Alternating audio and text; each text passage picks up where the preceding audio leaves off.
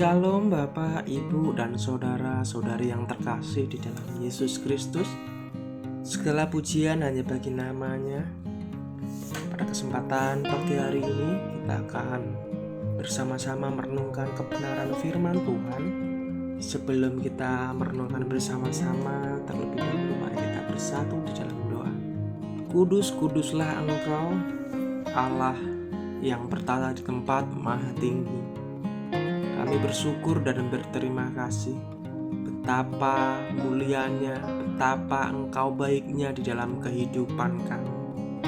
Pada kesempatan pagi hari ini Bapa, kami boleh bersama-sama mendengarkan, membaca, merenungkan kebenaran firman-Mu.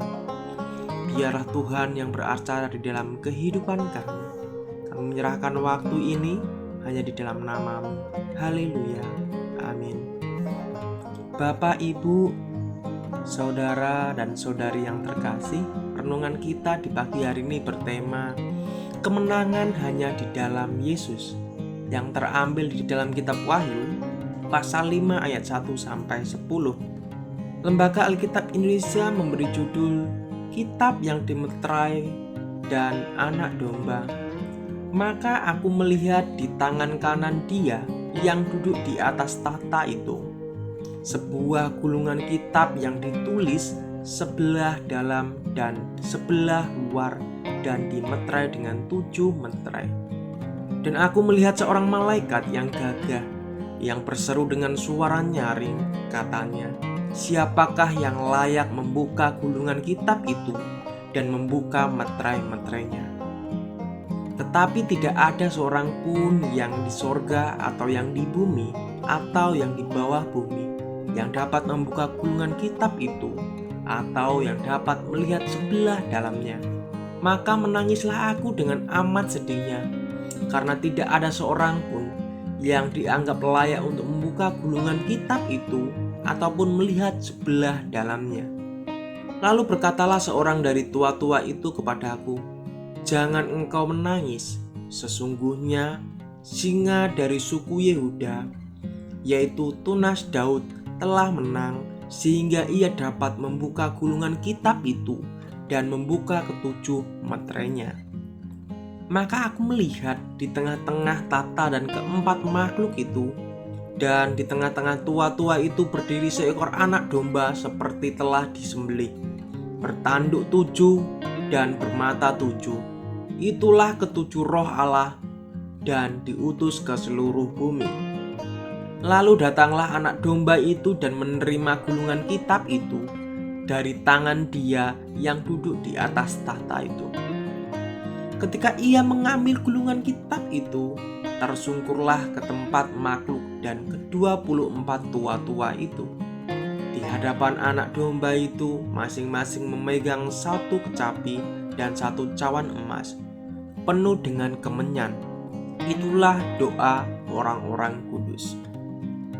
Dan mereka menyanyikan suatu nyanyian baru, katanya, "Engkau layak menerima gulungan kitab itu dan membuka meterai-meterainya, karena engkau telah disembelih dan dengan darahmu engkau telah membeli mereka bagi Allah dari tiap-tiap suku dan bahasa dan kaum dan bangsa. Dan engkau telah membuat mereka menjadi suatu kerajaan dan menjadi imam-imam bagi Allah kita, dan mereka akan memerintah sebagai raja di bumi." Kitab ini menerangkan bagaimana dunia ini akan dihukum dan menggambarkan kemenangan akhir dari Allah dan umatnya atas segala kejahatan. Bila mana setiap meterai itu dibuka, suatu bagian isi kitab itu dinyatakan dalam sebuah penglihatan. Yohanes menangis karena ia mengetahui bahwa apabila tidak ditemukan seorang yang layak untuk membuka kitab itu, maka maksud Allah untuk penghakiman dan berkat bagi dunia ini akan tetap tidak digenapi. Kristus dilukiskan sebagai singa yang menunjukkan bahwa ia akan memerintah segenap bumi. Ia berasal dari suku Yehuda dan keturunan keluarga Daud. Gelar-gelar Yesus sebagai Mesias yang berkemenangan dan Raja yang kekal ini selaras dengan janji-janji yang telah dibuat dengan Daud. Kristus yang menampakkan diri sebagai anak domba yang menyandang tanda-tanda bahwa ia telah disembelih, melambangkan penyerahan dirinya disalib bagi dosa umat manusia.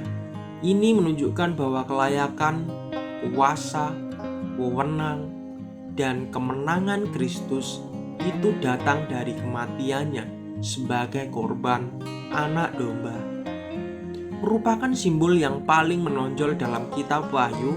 Untuk Kristus, hukuman Kristus akan berlaku bagi mereka yang menolak korbannya.